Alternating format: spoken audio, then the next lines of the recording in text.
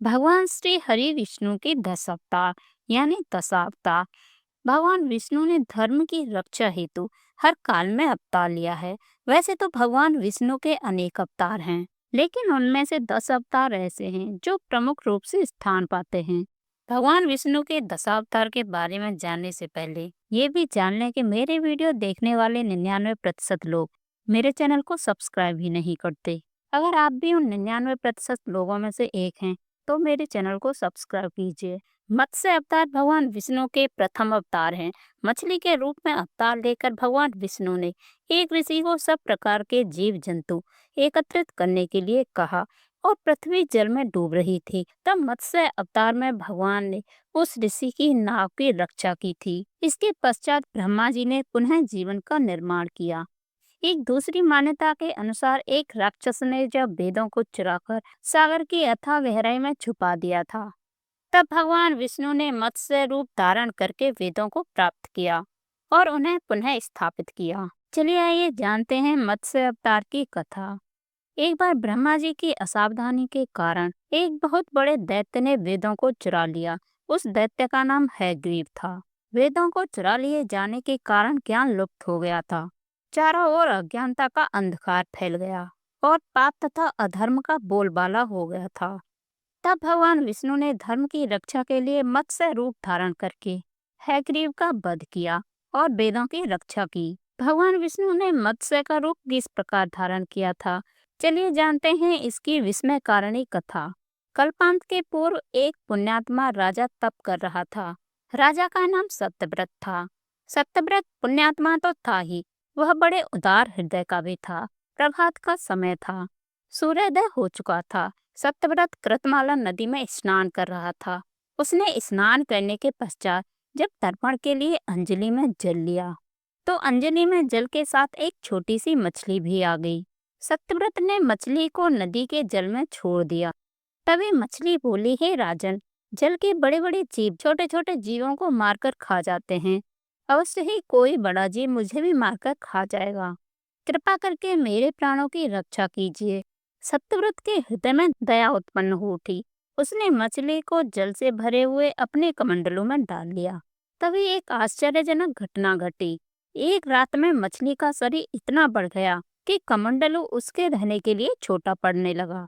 दूसरे दिन मछली सत्यव्रत से बोली, हे राजन, मेरे रहने के लिए कोई दूसरा स्थान ढूंढिए, क्योंकि मेरा शरीर बढ़ रहा है। मुझे घूमने फिरने में बड़ा कष्ट हो रहा है। सत्यव्रत ने मछली को कमंडली से निकालकर पानी से भरे हुए मटके में रख दिया। यहाँ भी मछली का शरीर रात भर में ही मटके में इतना बढ़ गया कि मटका भी उसके रहने के लिए छोटा पड़ गया। दूसरे दिन मछली पुनः सत्यव्रत से बोली, हे राजन, मेरे रहने के लिए कहीं और प्रबंध कीजिए, क्योंकि मटका भी मेरे रहने के लिए छोटा पड़ रहा है। तब सत्यव्रत ने मछली को निकालकर एक सरोवर में डाल दिया, किंतु सरोवर भी मछली के लिए छोटा पड़ने लगा।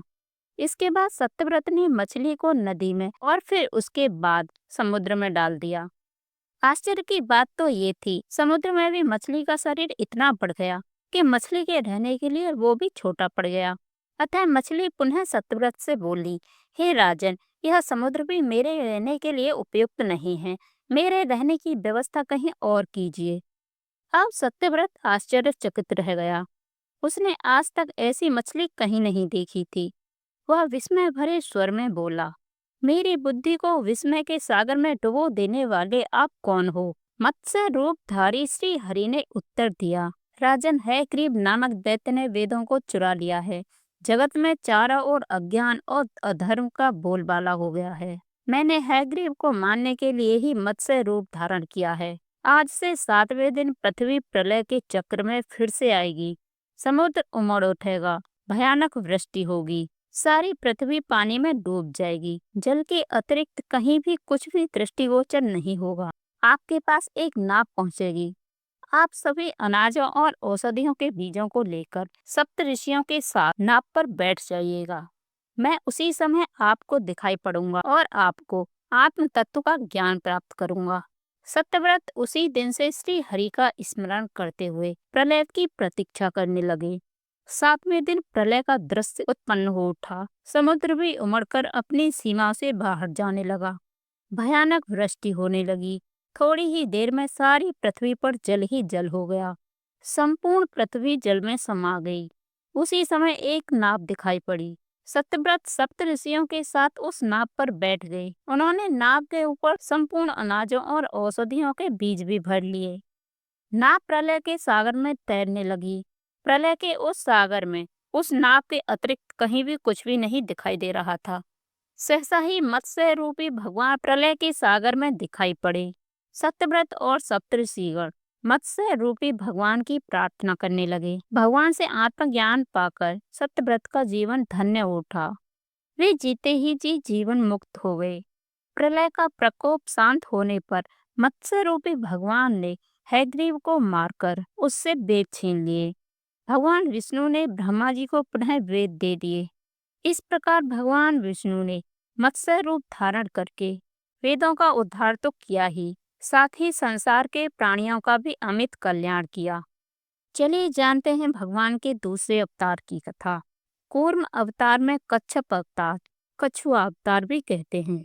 कूर्म अवतार में भगवान विष्णु ने क्षीर सागर के समुद्र मंथन के समय मंदन पर्वत को अपने कवच पर संभाला था। इस प्रकार भगवान विष्णु मंदन पर्वत और वासुकी नामक सर्प की सहायता से देव और असुरों ने समुद्र मंथन करके 14 रत्नों की प्राप्ति की थी। इस समय भगवान विष्णु ने मोहिनी रूप भी धारण किया था। इस समय भगवान विष्णु ने मोहिनी पद्म पुराण ब्रह्मखंड 8 में इसका वर्णन है। इंद्र ने दुर्वासा द्वारा प्रदत्त परिजातक माला का अपमान किया तो कुपित होकर दुर्वासा ने श्राप दिया कि तुम्हारा वैभव नष्ट होगा। परिणाम स्वरूप लक्ष्मी समुद्र में लुप्त हो गईं। तत्पश्चात भगवान विष्णु के आदेशानुसार देवता तथा दैत्यों ने लक्ष्मी को पुनः प्राप्त करने के लिए मंदरांचल की मथानी तथा वासुकी की डोर बनाकर क्षीर सागर का मंथन किया। मंथन करते समय मंदरांचल रसातल को जाने लगा तो भगवान विष्णु ने कच्छप के रूप में अपनी पीठ पर धारण किया और देव दानवों ने समुद्र से अमृत एवं लक्ष्मी सहित 14 रत्नों की प्राप्ति करके पूर्ववत वैभव संपादित किया। भगवान विष्णु के तीसरे अवतार के बारे में बात करते हैं। हिंदू धर्म ग्रंथों के अनुसार भगवान विष्णु के 10 अवतारों में से तृतीय अवतार है, जो भाद्रपद में शुक्ल पक्ष की तृतीया को अवतरित हुआ था। चलिए सुनते हैं वराह अवतार की कथा।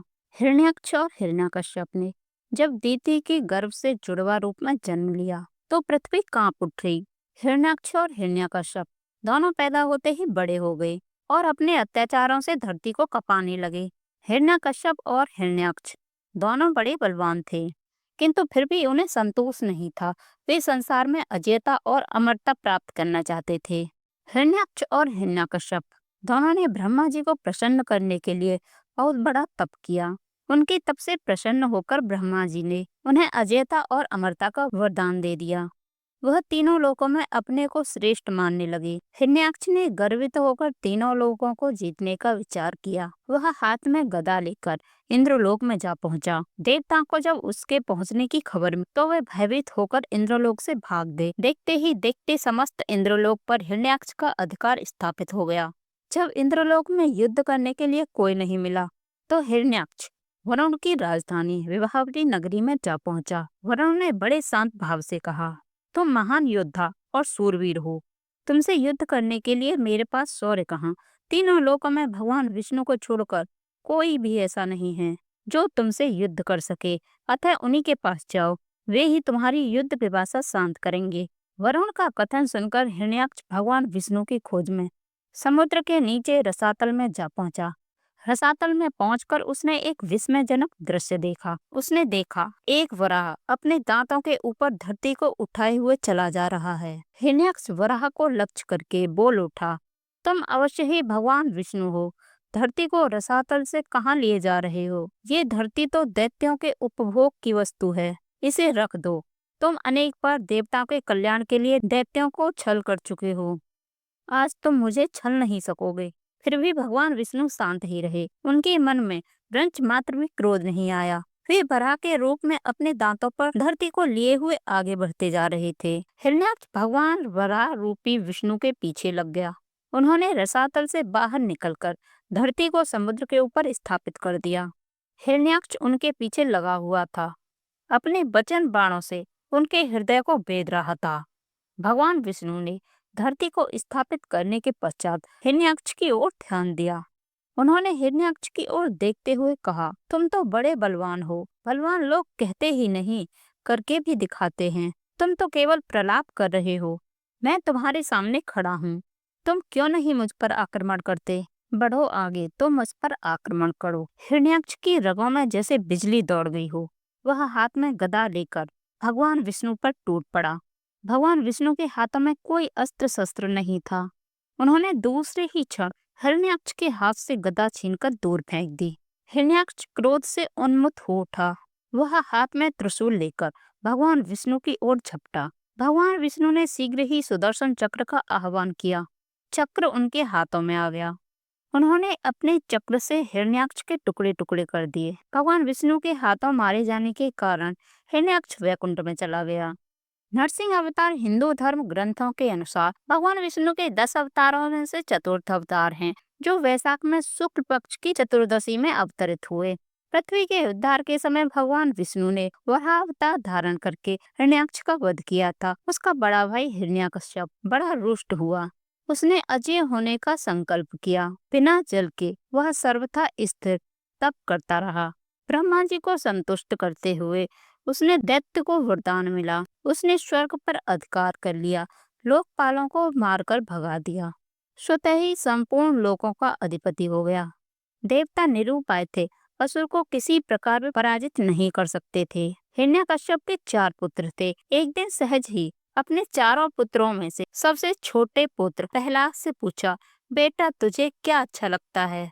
प्रहलाद ने कहा, इन मिथ्या भोगों को छोड़कर वन में श्री हरि विष्णु का भजन करना। ये सुनकर हिरण्यकश्यप बहुत क्रोधित हो गया। उसने कहा, इसे मार डालो, यह मेरे शस्त्रों का पक्षपाती है। असुरों ने आघात किया। भल्ल फलक मुड़ गए और खड़ग टूट गया। त्रिशूल टेढ़े हो गए, पर वह कोमल शिशु अक्षत रहा। दैत्य जैसे चौंक उठा। तभी प्रहलाद को विष दिया गया, पर वह जैसे अमृत हो गया हो। सर्प भी छोड़े गए उसके पास और वे फन उठाकर झूमने लगे। मत्त गजराज ने उठाकर उन्हें मस्तक पर रख लिया। पर्वत से नीचे फेंकने पर वे ऐसे उठ खड़े हुए जैसे सैया से उठे हों। समुद्र में पाषाण बांधकर डुबाने पर 2 क्षण पश्चात ही वह ऊपर आ गए। घोर चिता में उनको लपटें शीतल प्रतीत हुई। गुरु पुत्रों ने मंत्र बल से राक्षसी उन्हें मारने के लिए उत्पन्न की, तो वह गुरु पुत्रों को ही प्राणहीन कर गई। प्रहलाद ने प्रभु की प्रार्थना करके उन्हें जीवित किया। अंत में हिरण्यकश्यप ने प्रहलाद को बांध दिया और स्वयं खड़ग उठाया और कहा, तू किसके बल से मेरे अनादर पर तुला है? कहाँ है वह? प्रहलाद ने कहा, वह सब जगह है, इस खम्भे में भी है। प्रहलाद के वाक्य के साथ दैत्य ने खम्भे पर घूंसा मारा। वह और समस्त लोग चौंक गए। खम्भे से बड़ी भयंकर गर्जना का शब्द हो। एक ही क्षण पश्चात दैत्य ने देखा, समस्त शरीर मनुष्य का और मुख सिंह का, बड़े बड़े नाखून और दांत, प्रज्वलित नेत्र, स्वरमणि जटाएं, बड़ी भीषण आकृति खम्भे से प्रकट हुई। दैत्य के अनुचर झपटे और मारे गए अथवा भाग गए। हिरण्यकश्यप को भगवान नरसिंह ने पकड़ लिया। हिरण्यकश्यप ने कहा, मुझे ब्रह्मा जी से वरदान मिला है। झटपटाते वह चिल्लाया, ना दिन में मरूंगा ना रात में मरूंगा। कोई देव, दैत्य, मानव, पशु मुझे मार नहीं सकेगा। ना घर में ना बाहर मेरी मृत्यु नहीं होगी। समस्त शस्त्र मुझ पर व्यर्थ सिद्ध होंगे। भूमि, जल, गगन सर्वत्र में अवध्य हूँ। नरसिंह बोले, देख यह संध्या काल है। मुझे देख, मैं कौन हूँ। यह द्वार की देहली है। ये मेरे नख हैं और मेरी जंघा पर पड़ा है तू। अट्टहास करके भगवान नरसिंह ने नखों से उसके वक्ष को विदीर्ण कर डाला। उनका उग्र रूप देखकर देवता डर गए। ब्रह्मा जी अवसन्न हो गए। महालक्ष्मी दूर से लौट आईं, पर प्रहलाद, वो तो प्रभु के वर प्राप्त पुत्र थे, उन्होंने स्तुति की। भगवान नरसिंह ने गोद में उठाकर उन्हें बैठा लिया और स्नेह करने लगे। वामन अवतार हिंदू धर्म ग्रंथों के अनुसार भगवान विष्णु के 10 अवतारों में से 5वें अवतार हैं, जो भाद्रपद में शुक्ल पक्ष की द्वादशी को अवतरित हुए थे। आचार्य शुक्र ने अपनी संजीवनी विद्या से बलि तथा दूसरे असुरों को भी जीवित एवं स्वस्थ कर दिया था। राजा बलि ने आचार्य की कृपा से जीवन प्राप्त किया था। वे सच्चे हृदय से आचार्य की सेवा में लग गए। शुक्राचार्य प्रसन्न हुए और उन्होंने यज्ञ कराया था। अग्नि से दिव्यव्रत, अक्षत रोण, अभेद कवच प्रकट हुए। आसुरी सेना अमरावती पर चढ़ दौड़ी। इंद्र ने देखते ही समझ लिया कि इस बार देवता इस सेना का सामना नहीं कर सकेंगे। बलि ब्रह्म तेज से पोषित थे। देवरुओं के आदेश से देवता स्वर्ग छोड़कर भाग गए। अमरधाम असुर राजधानी बना। शुक्राचार्य ने बलि का इंद्रत्व स्थिर करने के लिए अश्वमेध यज्ञ कराना प्रारंभ किया। 100 अश्वमेध करके बलि नियम सम्मत इंद्र बन जाएंगे, फिर उन्हें कौन हटा सकता है। यह देखकर देव माता अदिति अत्यंत दुखी थीं। उन्होंने अपने पति महर्षि कश्यप से प्रार्थना की। महर्षि तो एक ही उपाय जानते थे, भगवान की शरण। अदिति ने भगवान की आराधना की। प्रभु प्रकट हुए। अदिति को वरदान मिला। उन्हीं के गर्भ से भगवान विष्णु प्रकट हुए। तत्काल वामन ब्रह्मचारी बन गए। महर्षि कश्यप ने ऋषियों के साथ उनका उपनयन संस्कार उत्पन्न किया। भगवान वामन पिता से आज्ञा लेकर बलि के यहाँ चले गए। नर्मदा के उत्तर तट पर असुरेंद्र बलि अश्वमेध यज्ञ में दीक्षित थे। यह उनका अंतिम अश्वमेध था। छत्र प्रलास, दंड तथा कमंडलू लिए जटाधारी अग्नि के समान तेजस्वी वामन ब्रह्मचारी वहां पधारे। बलि, शुक्राचार्य, ऋषिगण सभी उस तेज से अभिभूत थे। अपनी अग्नियों के साथ उठ खड़े हुए। बलि ने उनके चरण धोए, पूजन किया और प्रार्थना की कि जो भी इच्छा हो वे मांग लें। भगवान वामन ने कहा, मुझे अपने पैरों से 3 पग भूमि चाहिए। बलि के कुल की शूरता, उदारता आदि की प्रशंसा करके वामन ने मांगा। बलि ने बहुत आग्रह किया कि कुछ और मांगा जाए, पर वामन ने जो मांगना था वही मांगा। 1 पग में पृथ्वी, 1 में स्वर्गादि लोक तथा शरीर से समस्त नभ प्राप्त कर लिया। 1 पग में पृथ्वी, 1 में स्वर्गादि लोक तथा शरीर के समस्त नभ व्याप्त कर लिया। उन्होंने उनका वाम पद ब्रह्मलोक से ऊपर तक गया। उनके अंगूठे के नाखून से ब्रह्मांड का आवरण तनिक टूट गया। ब्रह्म द्रव से ब्रह्मांड में प्रविष्ट हुआ। ब्रह्मा जी ने भगवान का और चरणोदक के साथ उस ब्रह्म द्रव को अपने कमंडलू में ले लिया। वही ब्रह्म द्रव गंगा जी बना। तीसरा पग रखने को स्थान नहीं था। भगवान ने बलि के नरक का भय दिखाया, संकल्प करके दान न करने पर तो नरक होगा। तभी बलि ने कहा, अपना तीसरा चरण मेरे मस्तक पर रखते हैं। राजा बलि ने मस्तक झुकाया और भगवान ने वहां चरण रख दिया। बलि गरुड़ द्वारा बांध लिए गए। तुम अगले मनवंतर में इंद्र बनोगे, तब तक सुतल में निवास करोगे। मैं नित्य तुम्हारे द्वार पर गदा पाणी उपस्थित रहूंगा। दया में द्रवित हुए प्रहलाद के साथ बलि सब असुरों को लेकर स्वर्गाधिक ऐश्वर्य संपन्न सुतल लोक में पधारे। शुक्राचार्य ने भगवान के आदेश से यह यज्ञ पूरा किया। परशुराम राजा प्रसेनजित की पुत्री रेणुका और भृगुवंशीय जमदग्नि के पुत्र विष्णु के अवतार और शिव के परम भक्त थे। इन्हें शिव के विशेष परुष प्राप्त हुआ था। इनका नाम तो राम था, किंतु शंकर द्वारा प्रदत्त अमोघ परुष को सदैव धारण किए रहने के कारण ये परशुराम कहलाई। विष्णु के 10 अवतारों में से छठा अवतार जो वामन एवं रामचंद्र के मध्य में गिना जाता है। जमदग्नि के पुत्र होने के कारण वे जामदग्नि भी कहे जाते थे। उनकी माँ जल का कलश लेकर भरने के लिए नदी पर गईं। वहाँ गंधर्व चित्ररथ अप्सराओं के साथ जल क्रीड़ा कर रहा था। उसे देखने में रेणुका इतनी तन्मय हो गई कि जल लाने में विलंब हो गया तथा यज्ञ का समय व्यतीत हो चुका था। उनकी मानसिक स्थिति समझकर परशुराम के पिता जमदग्नि ने क्रोध के आवेश में अपने चारों पुत्रों को उसका वध करने के लिए कहा। परशुराम के अतिरिक्त कोई भी तैयार नहीं हुआ। अतः जमदग्नि ने सबको संज्ञाहीन कर दिया। परशुराम ने पिता की आज्ञा मानकर माता का शीश काट दिया। पिता ने प्रसन्न होकर वर मांगने को कहा तो उन्होंने 4 वर मांगे। पहला, माँ पुनर्जीवित हो जाए।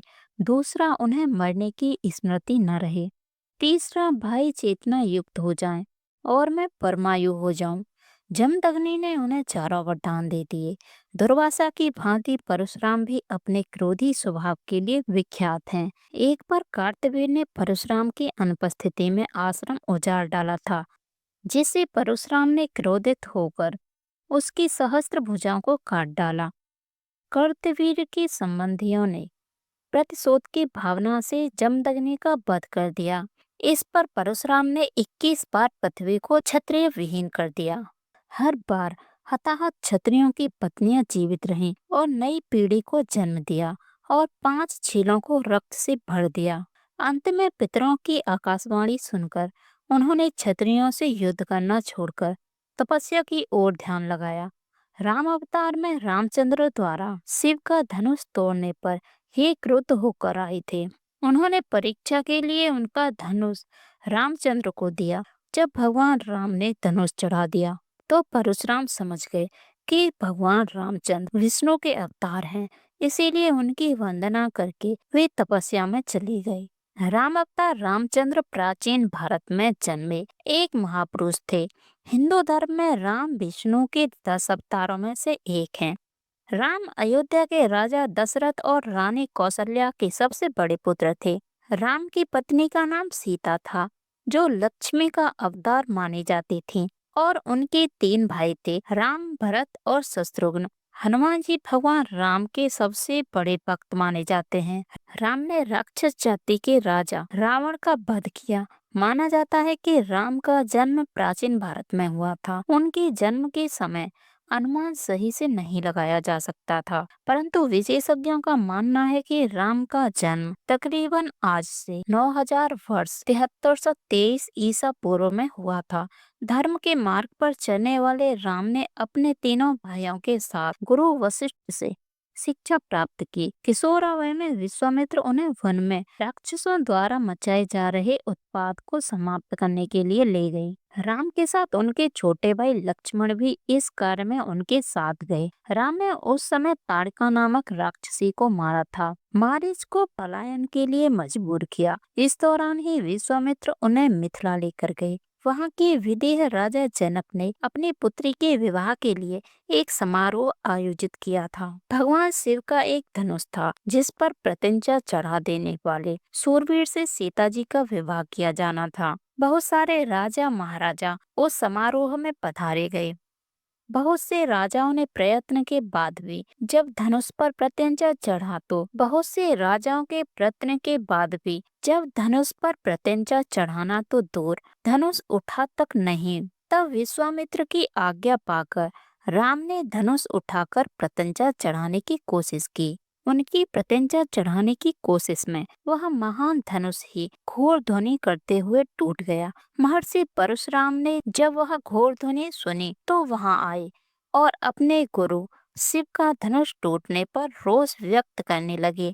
तब भगवान राम ने बीच बचाव किया। इस प्रकार सीता का विवाह राम से हुआ और परशुराम सहित समस्त लोगों ने आशीर्वाद दिया। राजा दशरथ वानप्रस्थ की ओर अग्रसर हो रहे थे, अतः उन्होंने राज्यभार राम को सौंपने का सोचा। उस समय राम के अन्य 2 भाई भरत और शत्रुघ्न अपने ननिहाल केकई गए हुए थे। मंथरा जो रानी केकई की दासी थी, उसने केकई को भरमाया कि राजा तुम्हारे साथ गलत कर रहे हैं। तुम राजा की प्रिय रानी हो तो तुम्हारी संतान को राजा बनना चाहिए। पर राजा दशरथ राम को राजा बनाना चाहते थे। केकई चाहती थी उनके पुत्र भरत राजा बने, इसीलिए उन्होंने राम को दशरथ द्वारा 14 वर्ष का वनवास दिलवाया। राम ने अपने पिता की आज्ञा का पालन किया। राम की पत्नी सीता और उनके भाई लक्ष्मण भी वनवास गए। वनवास के समय रावण ने सीता का हरण किया था।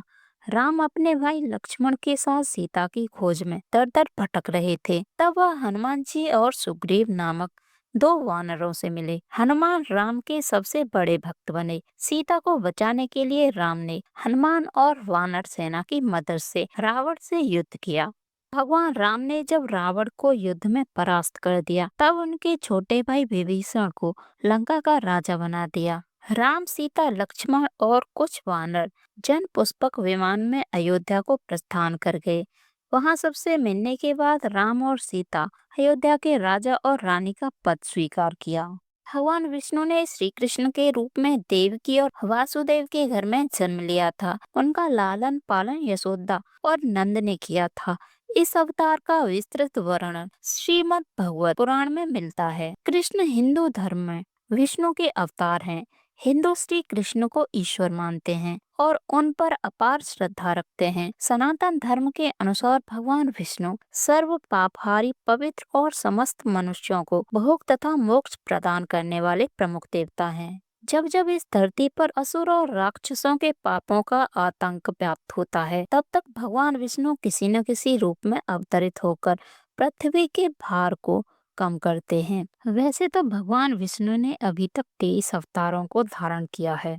इन अवतारों में उनका सबसे महत्वपूर्ण अवतार श्री कृष्ण का ही था। ये अवतार उन्होंने द्वापर में श्री कृष्ण के रूप में देवती के गर्भ से मथुरा के कारागार में लिया था। वास्तविकता तो ये थी, इस समय चारों ओर पाप हो रहे थे, धर्म नाम की कोई भी चीज नहीं रह गई थी।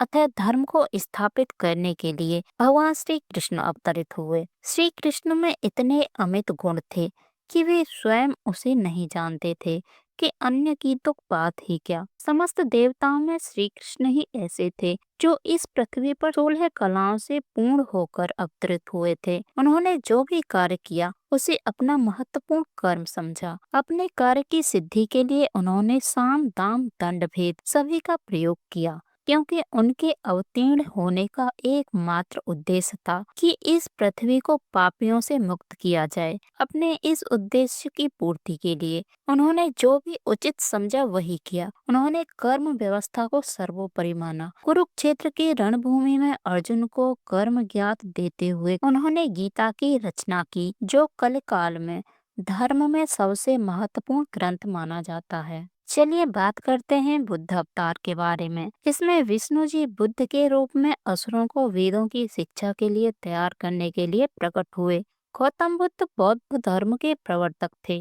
राजकुमार सिद्धार्थ के रूप में उनका जन्म 563 ईस्वी पूर्व तथा मृत्यु 483 ईस्वी पूर्व में हुई थी। उनको इस विश्व में सबसे महान व्यक्तियों में से एक माना जाता था। हिंदू धर्म ने बाद में बुद्ध को विष्णु का एक अवतार माना है, लेकिन इसे इस तरीके से पेश किया है जिसे ज्यादातर बौद्ध अस्वीकार और बेहद अप्रिय मानते हैं। कुछ हिंदू लेखकों जैसे जयदेव ने बाद में यह भी कहा है कि बुद्ध विष्णु के अवतार तो हैं ही, लेकिन विष्णु ने ये अवतार वेद का प्रचार करने के लिए नहीं, बल्कि अंधाधुंध कर्म कांड, वैदिक पशु बलि रोकने के लिए लिया था। अब बात करते हैं कल्कि अवतार। कल्कि अवतार, इसमें भगवान विष्णु भविष्य में कलयुग के अंत में आएंगे।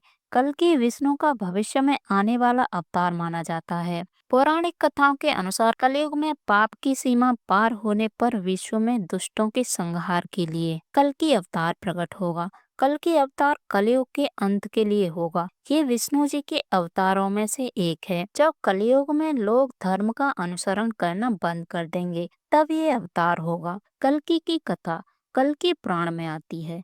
इस पुराण में प्रथम कर्म कांडेय जी और शुक्रदेव जी के संवाद का वर्णन है। कलयुग का प्रारंभ हो चुका है, जिसके कारण पृथ्वी देवताओं के साथ विष्णु के सम्मुख जाकर उनसे अवतार की बात कहती है। भगवान विष्णु के अंश रूप में ही संभल गांव में कल्कि भगवान का जन्म होगा। उनके आगे कल्कि भगवान की दैवीय गतिविधियों का सुंदर वर्णन मन को बहुत सुंदर अनुभव कराता है। भगवान कल्कि विवाह के उद्देश्य से संगल द्वीप जाते हैं। वहाँ जल क्रीड़ा के दौरान राजकुमारी पद्मावती से परिचय होता है। देवी पद्मिनी का विवाह कल्कि भगवान के साथ ही होगा, अन्य कोई भी उसका पात्र नहीं होगा। प्रयास करने पर वह स्त्री रूप में परिणत हो जाएगा। अंत में कल्कि व पद्मिनी का विवाह संपन्न हुआ और विवाह के पश्चात सतीत्व को प्राप्त हुए राजगण पुनः पूर्व रूप में लौट आए। कल्कि भगवान पद्मिनी को साथ लेकर संभल गांव में लौट आएंगे। विश्वकर्मा के द्वारा उसका अलौकिक तथा दिव्य नगरी के रूप में निर्माण हुआ। हरिद्वार में कल्कि जी ने मुनियों से मिलकर सूर्य वंश का और भगवान राम का चरित्र वर्णन किया। बाद में शशि ध्वज का कल्कि से युद्ध और उन्हें अपने घर ले जाने का वर्णन है, जहां वह अपनी प्राण प्रिय पुत्री रमा का विवाह कल्कि भगवान से करते हैं। उसके बाद उसमें नारद जी आगमन, विष्णु यश का नारद जी से मोक्ष विषयक प्रश्न, रुक्मणी व्रत का प्रसंग और अंत में लोक में सतयुग की स्थापना के प्रसंगों को वर्णित किया गया है। वह सुखदेव जी की कथा का गान करते हैं। अंत में दैत्यों के गुरु शुक्राचार्य की पुत्री देवयानी और शर्मिष्ठा की कथा है। इस पुराण में मुनियों द्वारा कथित श्री भगवती गंगा स्तव का वर्णन भी किया गया है। 5 लक्षणों से युक्त यह पुराण संसार को आनंद प्रदान करने वाला है। इसमें साक्षात विष्णु स्वरूप भगवान कल्कि के अत्यंत अद्भुत क्रियाकलापों का सुंदर व प्रभावपूर्ण चित्रण है।